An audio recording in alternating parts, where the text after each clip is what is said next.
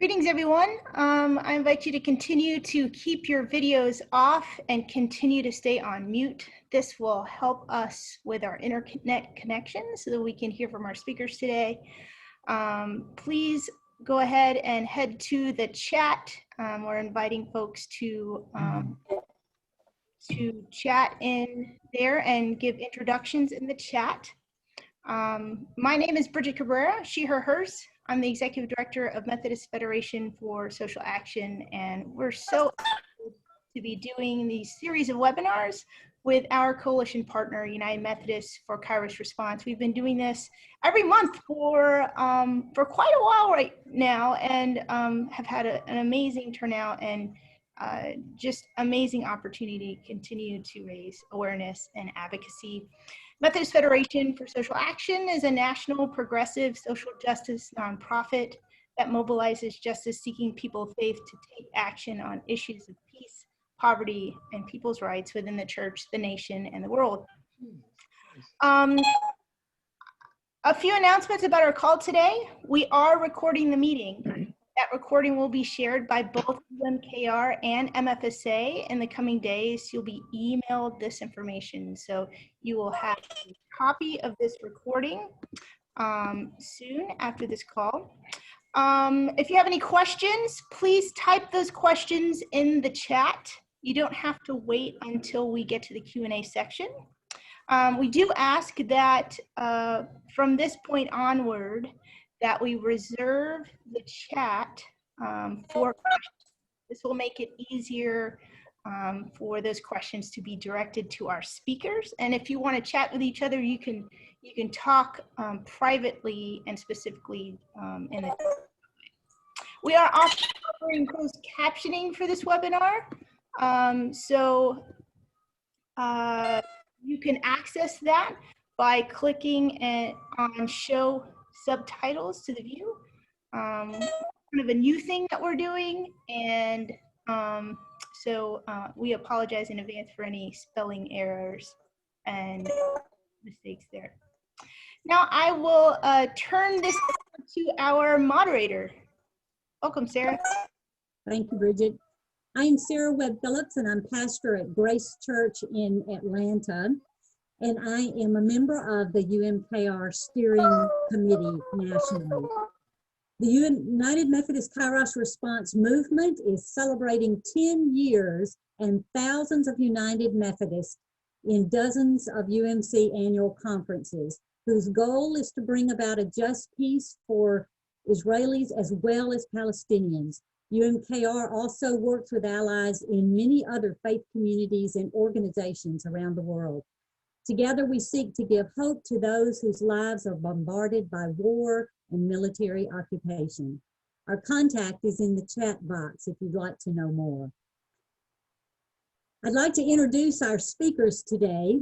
David Wildman is the Executive Secretary for Human Rights and Racial Justice with the UMC's General Board of Global Ministries and its grassroots partners in the Middle East and Afghanistan.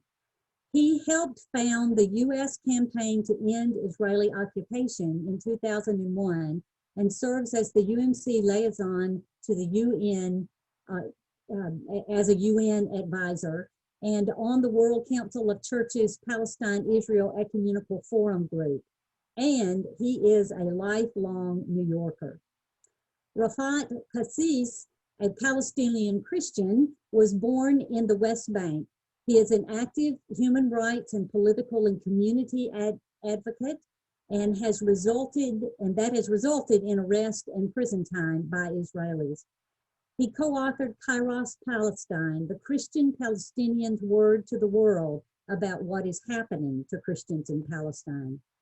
He was the manager of the World Council of Churches EAPPI program that he will refer to in today's topic.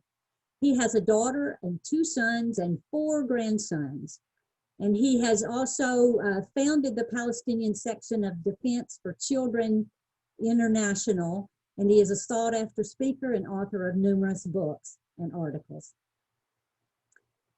We welcome these persons, and again, I invite you to put your questions in the chat and remain muted.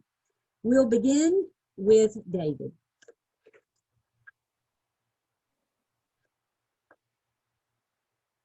All right, I think I'm unmuted. Hopefully everybody can hear me.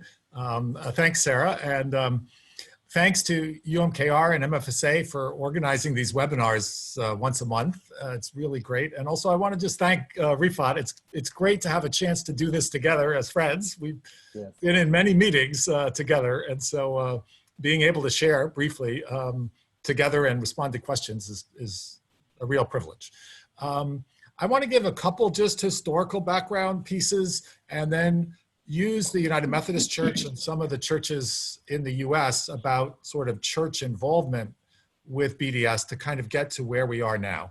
And I'll try and do that in a short amount of time. But those who are United Methodists may recall that 1968 was when we merged as a denomination from the Evangelical United Brethren and the Methodist Church. And in 1968, among other things, it was 1 year after the Six-Day War of the Israeli occupation of East Jerusalem, the West Bank, and Gaza. And United Methodists issue a study document at that point calling for an end to all arms transfers, sales, and military aid to the whole of the Middle East. So that call has been a consistent call by United Methodists at every general conference every 4 years since 1968. Now, sadly, the US government has been one of the worst violators of our United Methodist call, though not alone in providing arms shipments and military aid.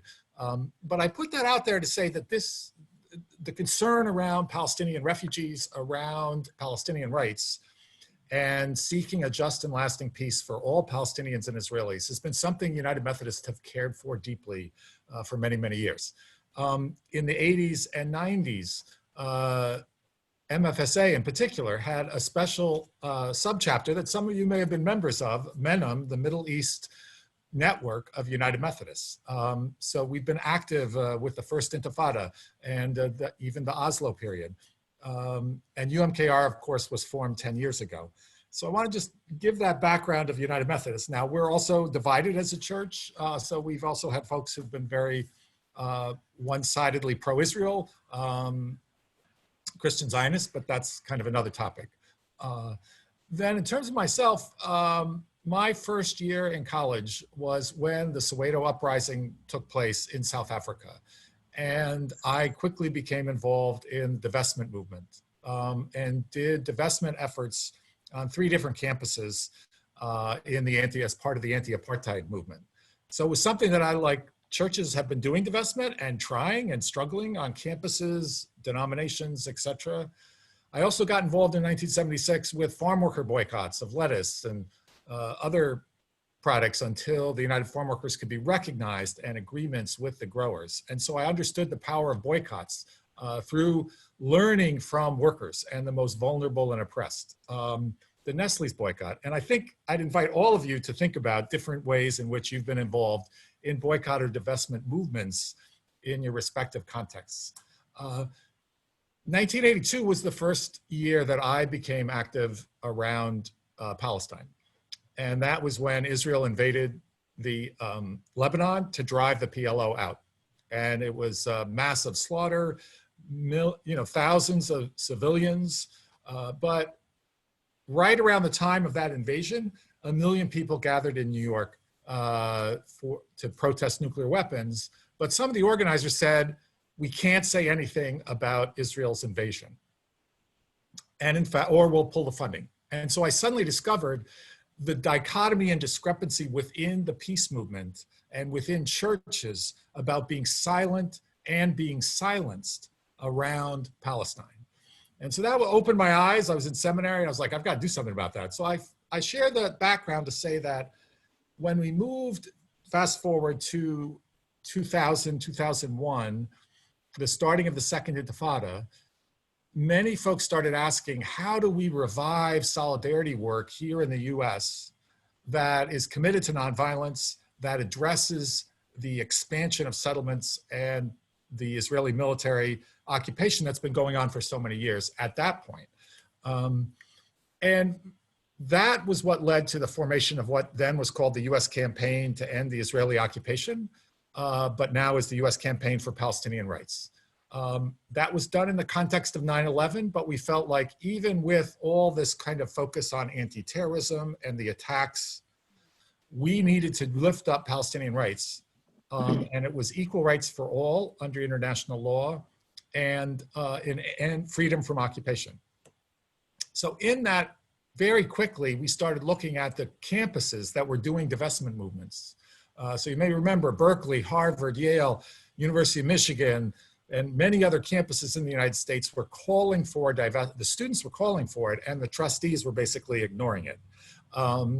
And the Zionist pro-Israel lobby was active on campuses to try and challenge that.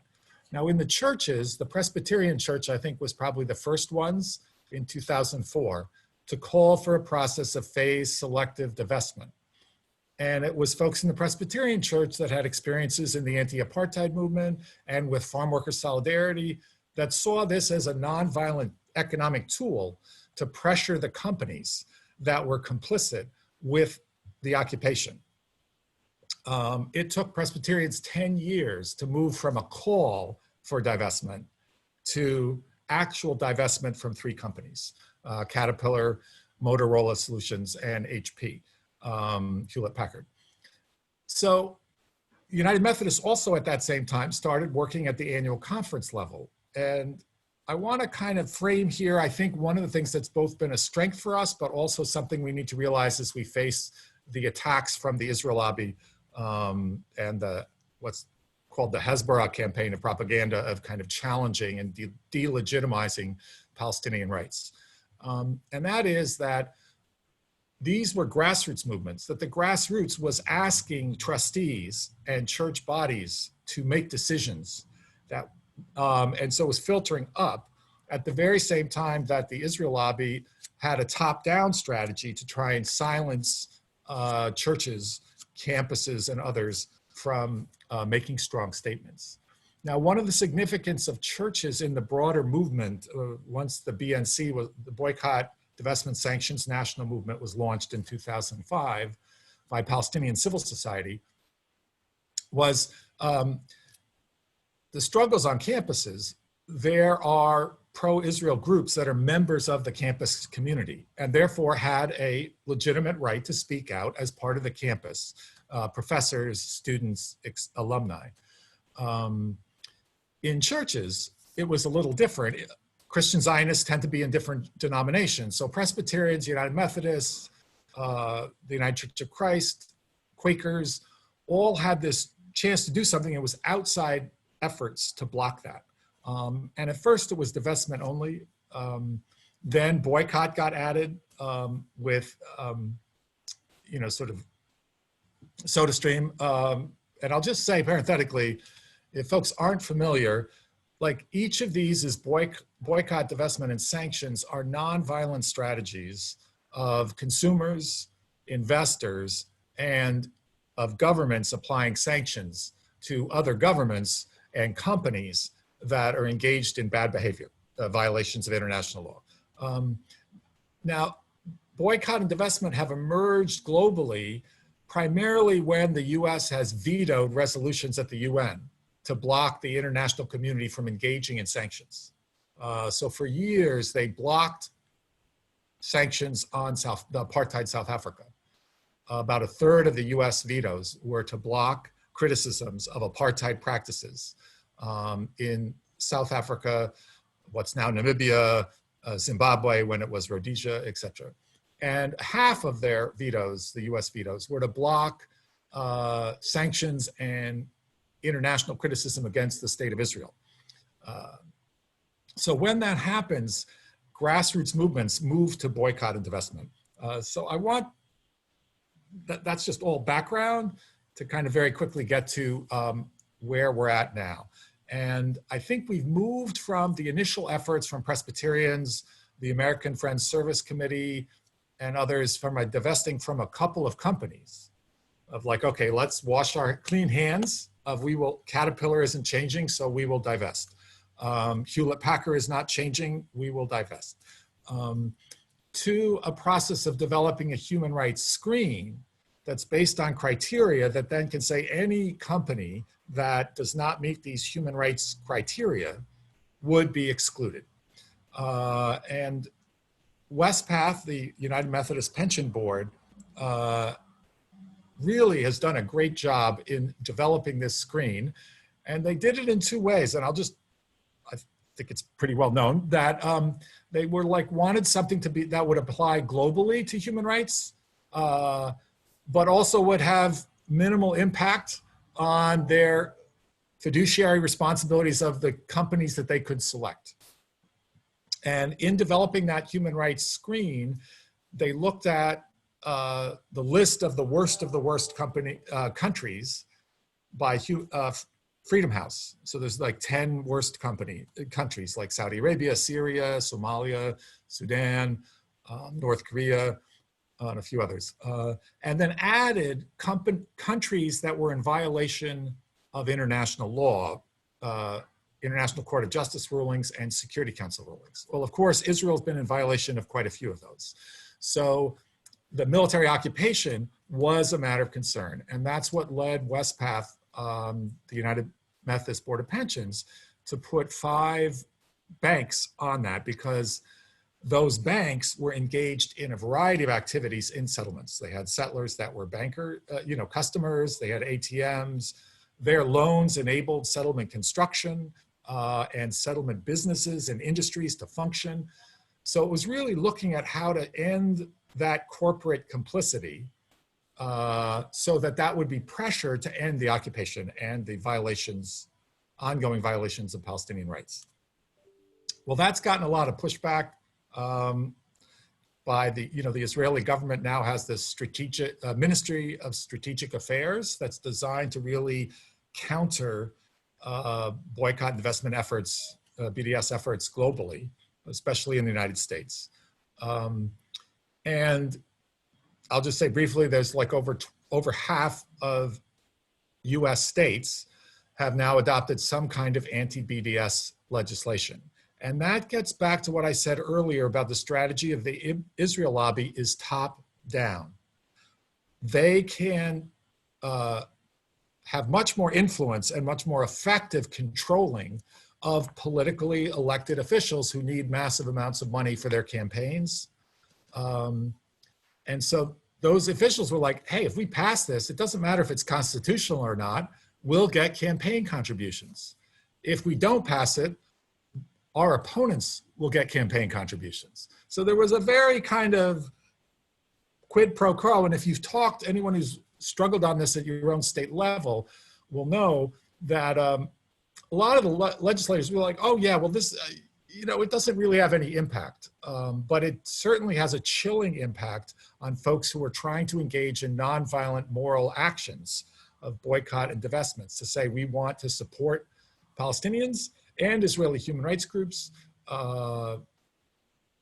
to end this long-standing violation.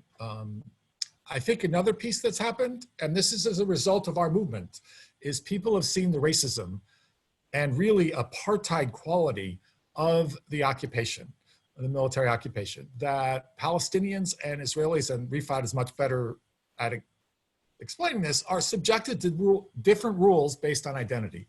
That's the definition of apartheid. And so folks were very nervous about saying apartheid, but more and more churches, more and more media are now talking about Israeli apartheid. And there's efforts at the UN to revive the special committee against apartheid and the Center Against Apartheid, to say that they should look at apartheid anywhere, but one of the most egregious examples of apartheid today is the Israeli practices against Palestinians. Not only in the occupied territories, but also inside the Green Line in Israel and in relation to Palestinian refugees and the diaspora. This summer, we saw a whole struggle around annexation. And I think that churches right now in the BDS movement are at a critical kind of Kairos moment, if you will, and we're not sure where we're going next. So it's kind of like, okay, we've divested from these companies. What now? Do we just add some more companies that we go after?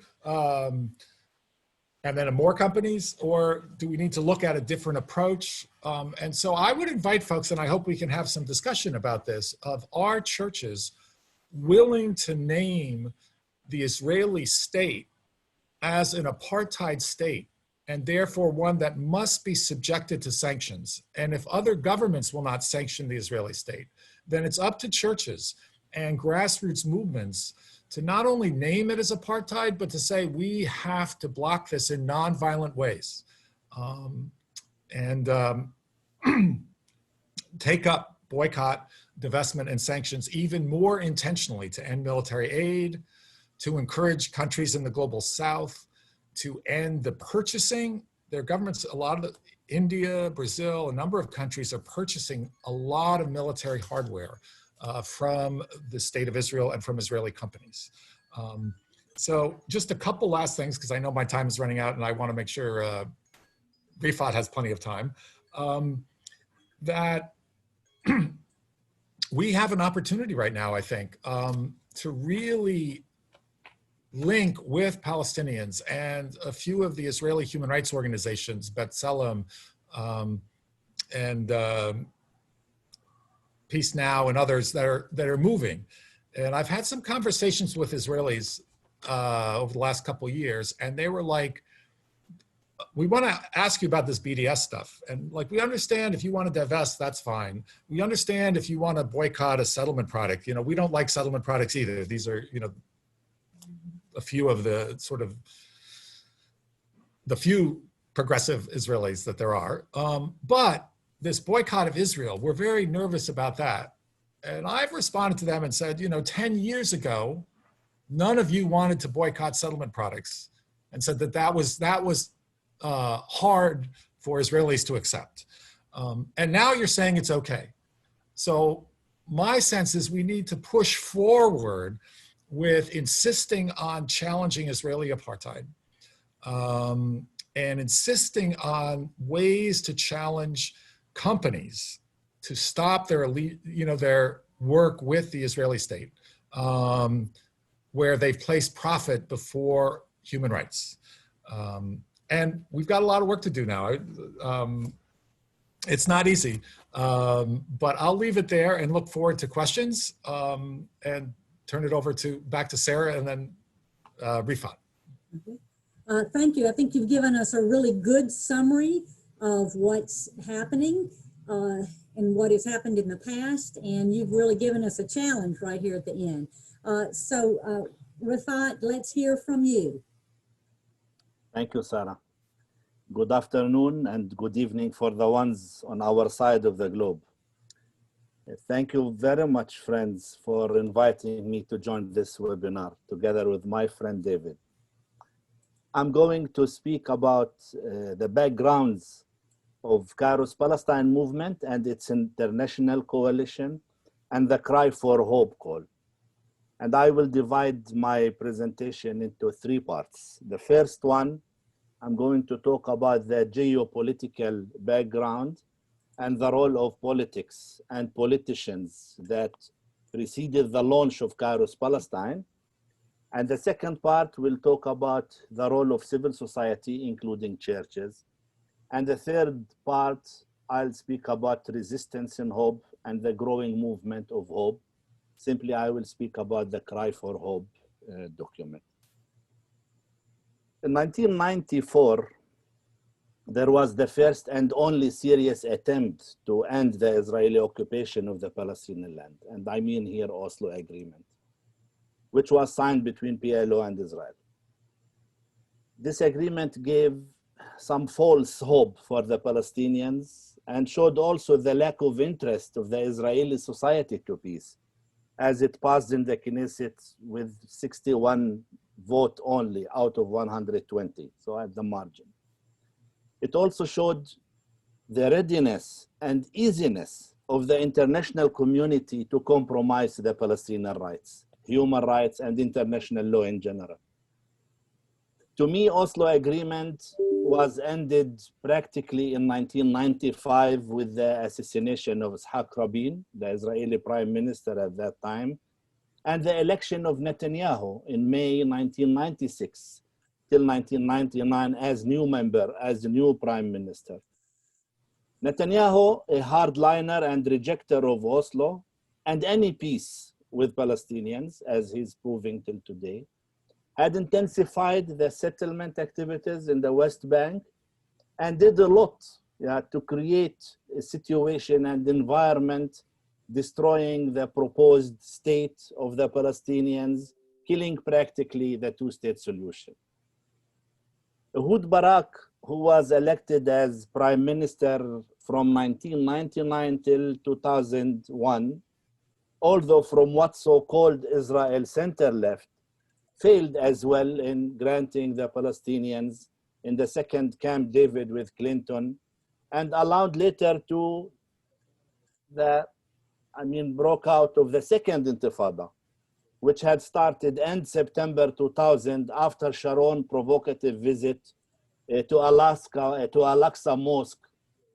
And the new national, regional, and international realities emerged with September 11th, 2001, whether it was in the Arab world or in Palestine, like in October 2003, the invasion of Iraq and the occupation of Afghanistan and Iraq. Also on the 18th of January 2002, and this was a very important date because at that time Sharon reoccupied the West Bank and put late Arafat under siege, and this was end March 2002 until he died, and most probably he was poisoned in 2004. And at the same year, Israel assassinated Ahmed Yassin, the founder of Hamas. Another very important event, it was on the 2nd of April 2002, when the Church of Nativity itself was put under the Israeli military siege for 38 days. And the church was closed down for the first time in its history with complete silence and without real intervention, neither from churches nor from politicians. In June 2002, Sharon started building the wall and practically starting to annex the West Bank. So the annexation which we are talking about now, I think this annexation happened in 2002 when the wall was erected, the 712-kilometer long wall, which eats most of the Palestinian land. In end 2003, the UN General Secretary requested the ICJ in The Hague for a legal opinion about the wall and the prolonged occupation of Palestine. Later on the 9th of July 2004, the ICJ, 14 judges out of 15, and guess what? The 15th was an American judge, ruled for the sake of Palestine against the wall and the occupation. Of course, Israel rejected the ruling, and again, the international community failed to honor its obligations and international law. On the 15th of January 2005, Mahmoud Abbas was elected president of the state of Palestine, and later on August 2005, the unilaterally Israeli disengagement from Gaza and without coordination with the Palestinian Authority and Mahmoud Abbas had created more challenges to the Palestinian Authority. And in 2006, with the Palestinian election, Hamas won over Fatah, but was boycotted by United States and by the EU. This, among other reasons, resulted in a split between both of them, Fatah and Hamas, and a vicious fight started between the two parties where tens of people were killed and maimed, and unfortunately the split is going on till today. Sorry for the lengthy introduction, but I think this was important to explain the situation and the Palestinian frustration, and especially among Christians. To speak a bit about the role of the civil society and churches, and I can summarize it into the following. In 2002, the WCC tried to get engaged in the issue in a more of programmatic way and has established the ecumenical accompaniment program in Palestine and Israel, which I ran for some years, based on a call, of course, from heads of churches in Jerusalem. It started with the hope to have strong advocacy component, but by the time this voice was weakened as Israel created a lot of constraints before the program and forbid people from the accompaniers, from entering Palestine, among them the World Council of Churches Associate General Secretary. On the 9th of July 2005, which David mentioned, and this was 1 year, exactly 1 year after the ICJ legal opinion, a very important development happened with the Palestinian civil society calls for BDS. Simply, they had used positively the legal opinion and did what the Palestinian Authority failed to do. For me, the important point in this call that it came to emphasize the unity of the Palestinian people wherever they live, rejecting the division of Oslo to the land and people. The call spoke about the occupation of the Palestinian land, the racism inside Israel, and the refugees in the diaspora and their right to return. In September 2006, the World Council of Churches Central Committee took a very serious resolution to establish what they call it at that time, Palestine-Israel Ecumenical Forum, PF, as a tool to unite all church efforts working for just peace in the region.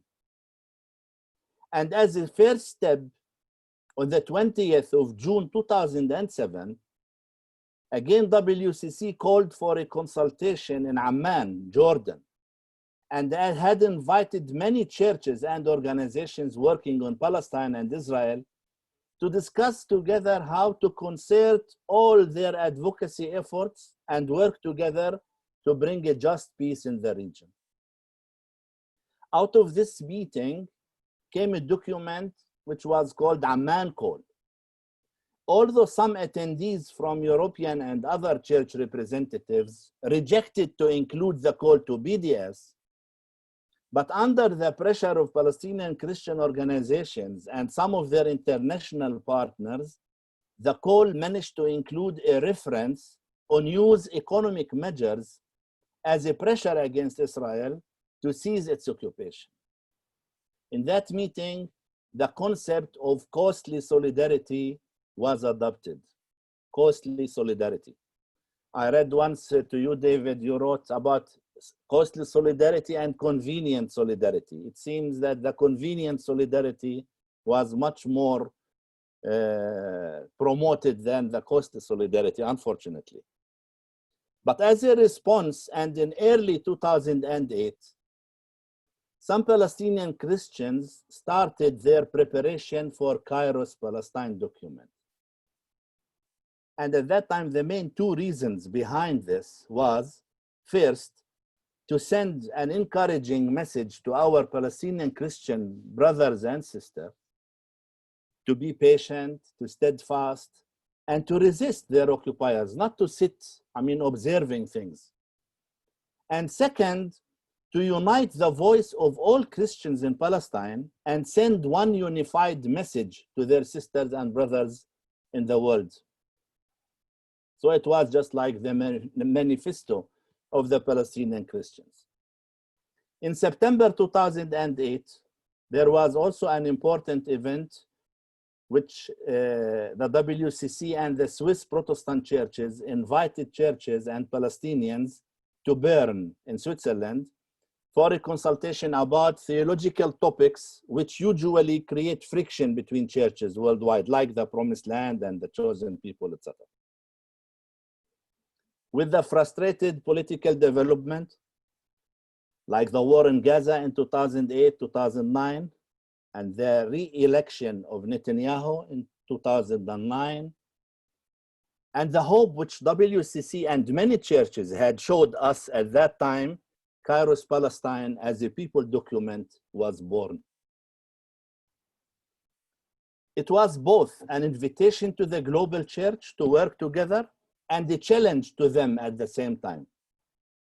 It presented a theopolitical response to the suffering of the Palestinian people under apartheid regime, the political crisis, and the split between the Palestinians, which had far-reaching consequences for the Christian community in Palestine. The document was unique because prior to it, churches and Christian organizations tended to reflect individually and in a descriptive manner on the ongoing military occupation of Palestine, of course, with some exceptions, but not jointly. Kairos Palestine was written jointly with such clear and deep socio-political and theological analysis, vision, directions, and action-oriented way. The document got a lot of attention and triggered a lot of positive responses, but also many negative ones. The document was more successful in mobilizing the Christians and Christian institutions and groups at the margin of the church, but with little impact on the official church and leadership. This was largely due to the hesitance of WCC and other regional ecumenical bodies from adopting and promoting the document among churches and the limitation of PF of taking this rule. As a response, in 2011, Kairos Palestine called for an international conference in Bethlehem to try to establish an international coalition based on Kairos document to influence churches and CROs worldwide. We said if WCC and other regional ecumenical bodies cannot do it, then we should do it ourselves. Out of this conference, a document called Bethlehem Call was issued, but unfortunately did not attract enough attention we thought it will have, and later the coalition just died. In early 2017, the WCC tried to change the mandate of PF and to shut it down, to create an advisory committee to the Secretary General instead of the forum. This step was rejected by the Palestinians, mainly Kairos Palestine, and some of our international partners. And as a response, the National Coalition of Christian Organizations in Palestine, the NCCOP, wrote their open letter to WCC and the ecumenical movement at large. The letter with its 9 recommendations drew some strong attention among many partners and churches worldwide. And WCC had to conduct an ecumenical consultation in Beit Sahur, Palestine on the 20th of June 2017, where the letter was handed officially to the leadership of the WCC. The open letter, it was a joint work with all reputed Christian organizations, and this is something very important. Kairos Palestine was the first time all Christians from different denominations came together to write. And these two things, these are landmarks because they were initiated by the Palestinians themselves.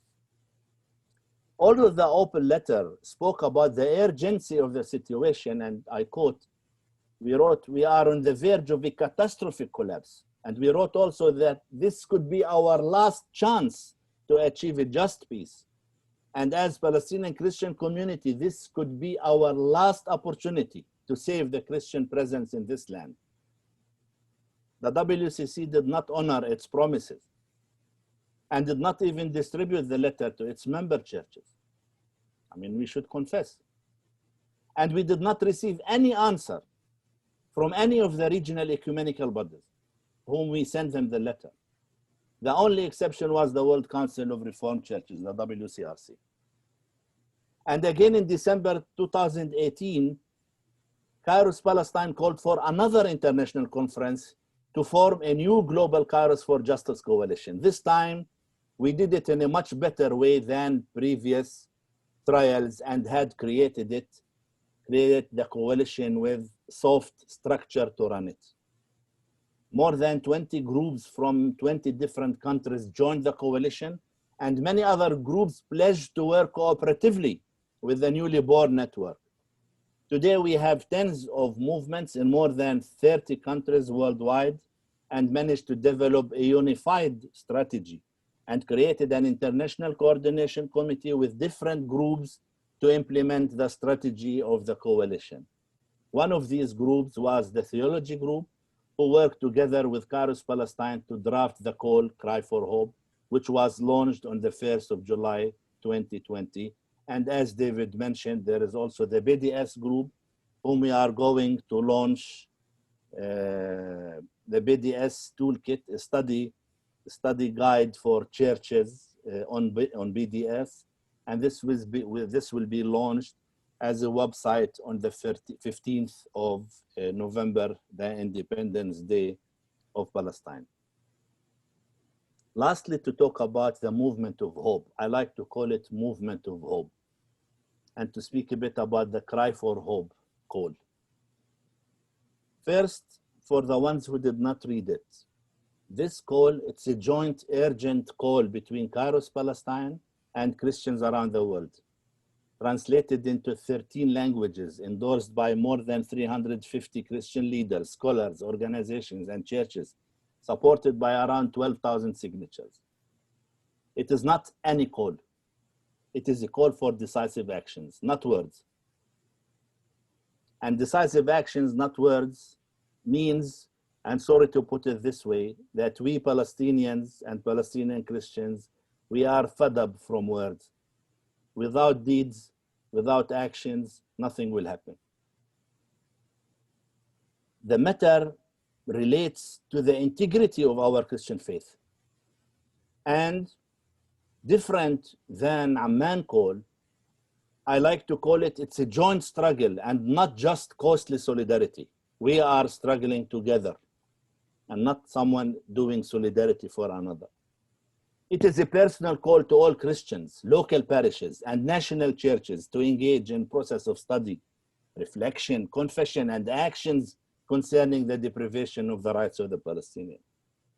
It is an inclusive vision and a call rooted in the logic of love, seeks to liberate both oppressors and the oppressed.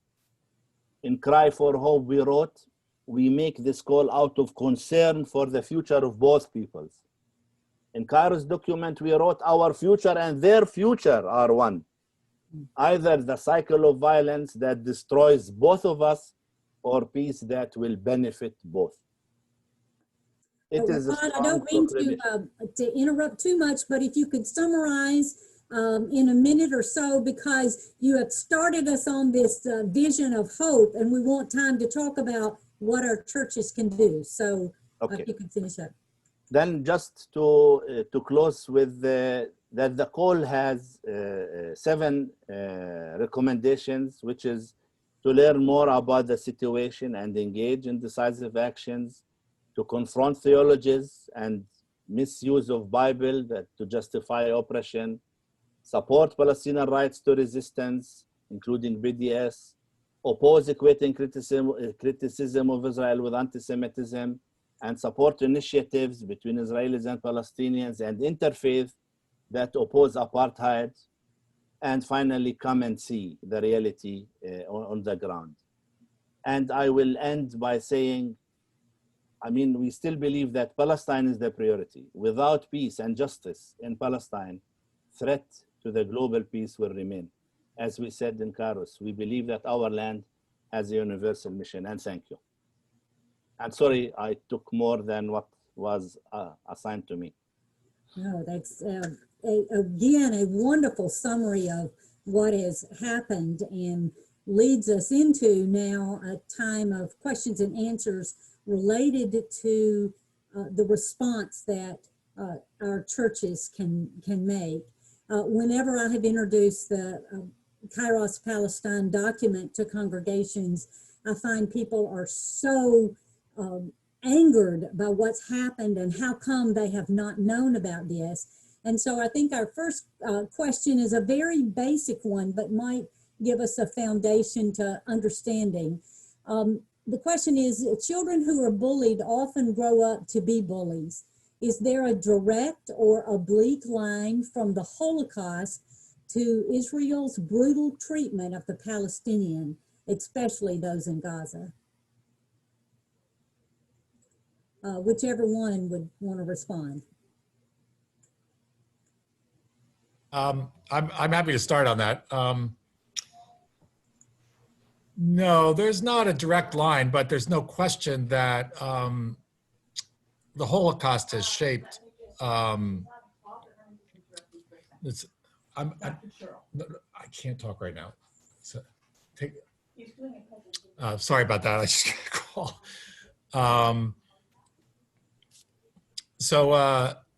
I think if you look at before the Holocaust, Zionism as a movement within the Jewish community was a minority view. And so one of the impacts of the Holocaust was that and this establishment of the State of Israel is it then became much more of a predominant view. So there is a connection, but I don't see that as a cause. And I think that what's happened is the weaponization of anti-Semitism is something that's very concerning, that there is no moral defense for apartheid practices, for discriminating against Palestinians with checkpoints that are identity-based, closures, tree uprootings, demolitions of homes that are all identity-based only because someone is Palestinian. And so I think anti-Semitism has been used, is ugly, ugly form of discrimination. We had a webinar last month, I think, about this.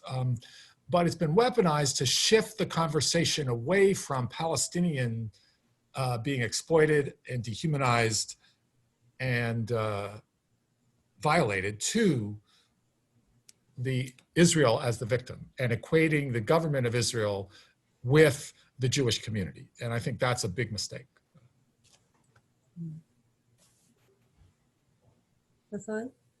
No, I mean, for me, I don't like to make similarities between different contexts, but at least what we are trying to do as Palestinians is to work with our children not to become the bullies of the future.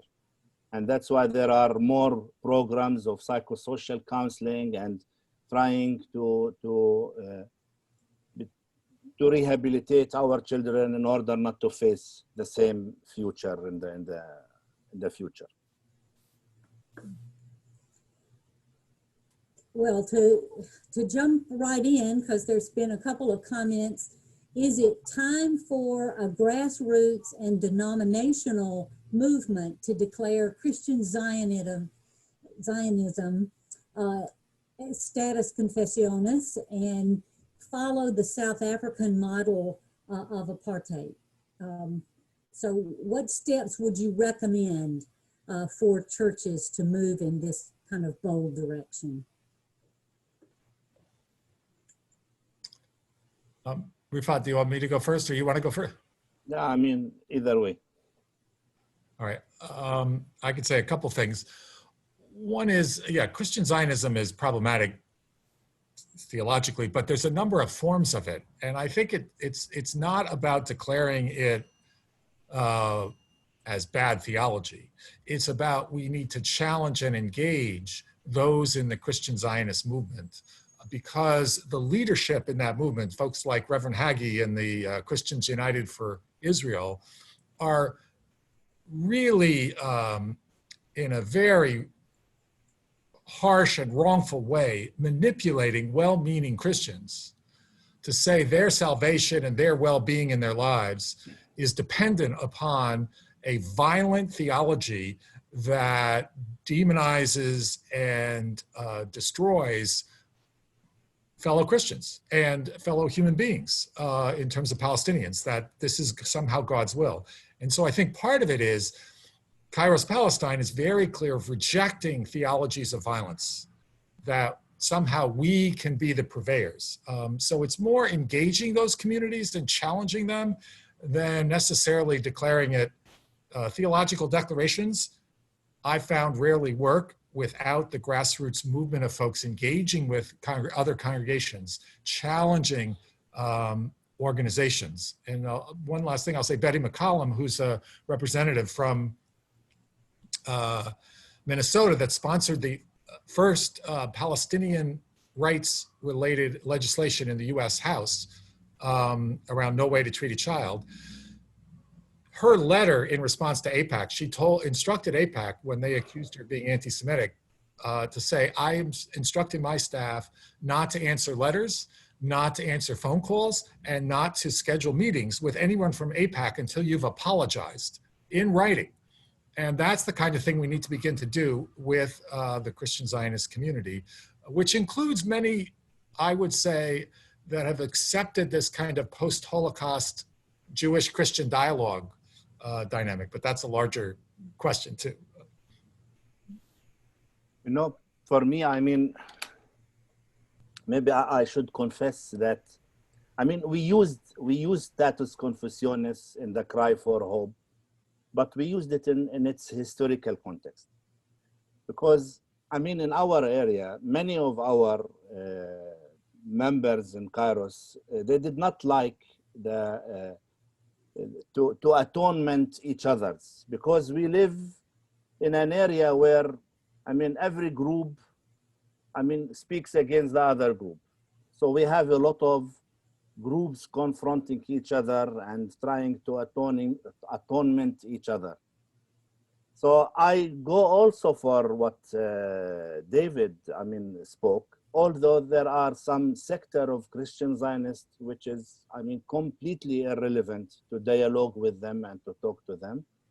But here I would like to talk about the initiative of the Bible College in Bethlehem Bible College, and their regular conference, Christ at the Checkpoint, where they targeted the evangelical movements. And I can say that they are doing excellent job. They are doing very good job. And many of these evangelicals were transformed after giving, I would say, giving them the opportunity to see the reality with open heart and mind. Some we can dialogue with them, some others, I mean, these ideologists, it's very difficult to dialogue with them, and this is also from our experience.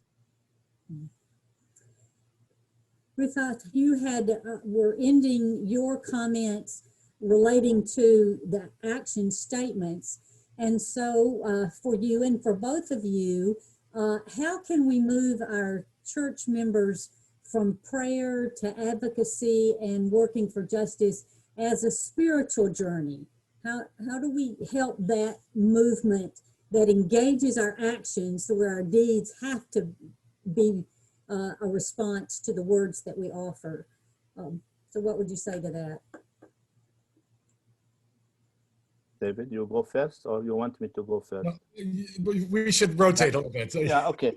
No, I think that the first step is that we need to give as much information as we can. We need to educate even our friends and our partners. And sometimes we think that this issue is completely understood, but actually it is not. So sometimes we need just to repeat.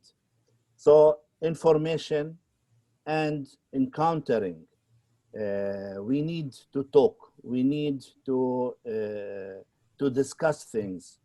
And that's why, for instance, in Kairos Palestine, and also we repeated it in Cry for Hope, we said, come and see, because we feel that this personal touch, to listen to each other narratives, to listen to our stories, these are very important points to start with. So information, education is one thing. The second thing is that we need to give examples, we need to give ideas to our supporters to implement, to do things.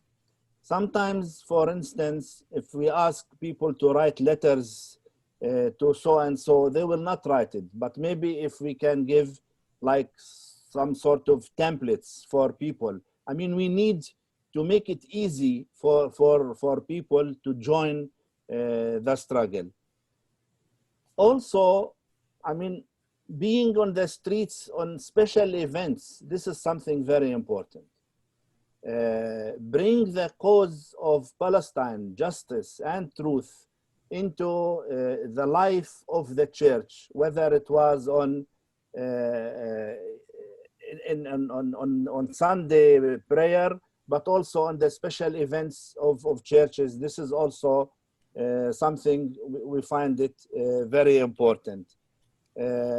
Such webinars, I think these are also good opportunities to create an opportunity for people to get involved and to be active.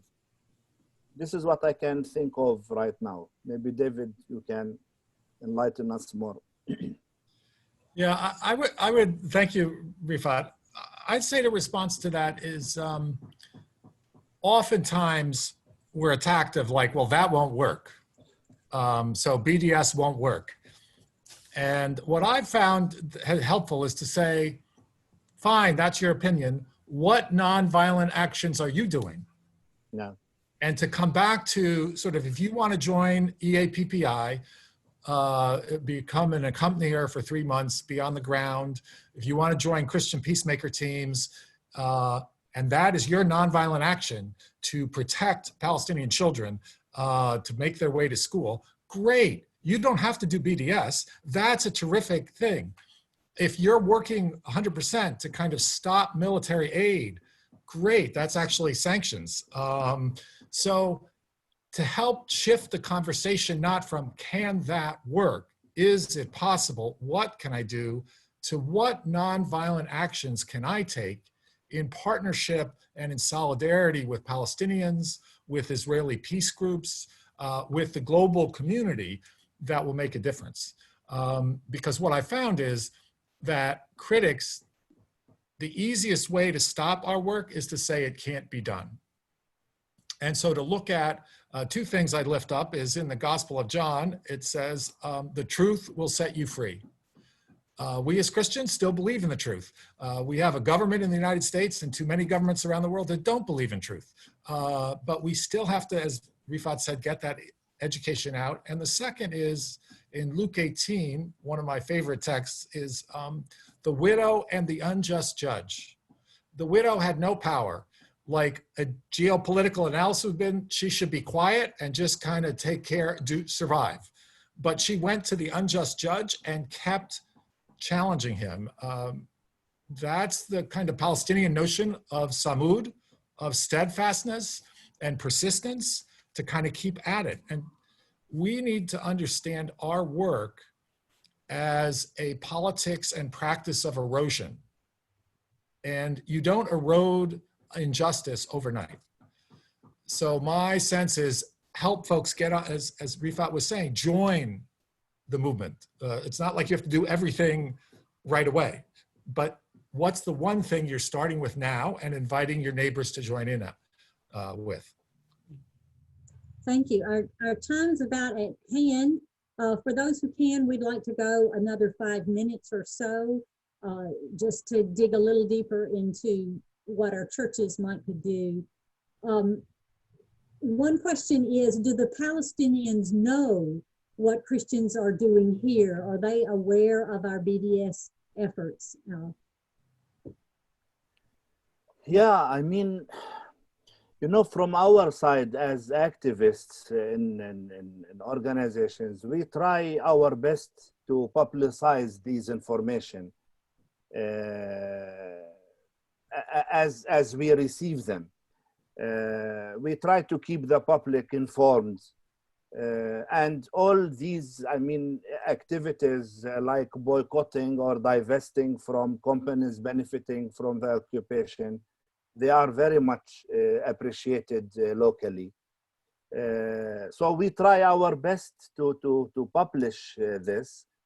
And I mean, there are, before COVID-19, definitely, there were many American groups who visit Palestine. And these are not regular, how you call them, pilgrims, but they are pilgrims from different styles that they meet. They go and see people in their own context and listen to our stories and communicate with us. Also, thanks for the American churches. Usually they invite Palestinians to attend their general assemblies and synods, whether as delegates or as observers and listeners.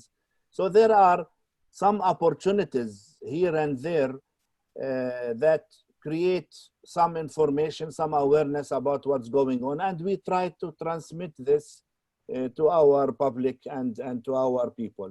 Again, this come and see thing, it was a very good tool and opportunity for Palestinians, and I think also for Americans to learn about each other's stories. Yeah, I would just add to what Rifat said briefly is that if anyone doubts the power of boycott and divestment, look at what COVID has done in terms of it's shut down the tour industry that has been a significant part of the Israeli economy. Not for good reasons. I don't want to, but it's been quite tragic, but it shows that a concerted effort, even of a small number, can really make a difference. And some of the companies that are being engaged right now and challenged are the travel companies like TripAdvisor, Bookings Holdings, Airbnb, that all have tours and places to stay that are in the Israeli settlements in complete violation of international law. And so I think we need to realize also that we have some power to make a difference, but we need to be in touch and keep learning what's happening in Palestine, in Israel, and also what one another is doing here. Well, thank you both for engaging us in this time. You will see in the chat that there are recommendations and suggestions of organizations, and certainly working with both Methodist Federation and UMKR.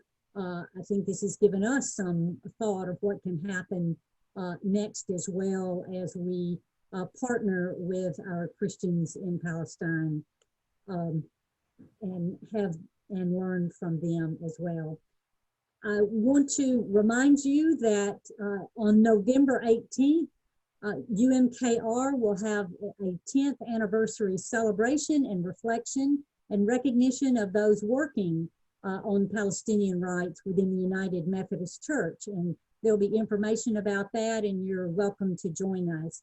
On December 9th, our next webinar will be Christmas in Bethlehem, and we will hear from the Palestinian community in terms of their celebrations and, again, challenges for us. This falls one day before the December 10th Day of Human Rights and December 11th, which is the anniversary of the UN resolution of the right of return for Palestinians. So thank you again for joining us. Thank you, David and Rafat, for sharing with us. Thank you.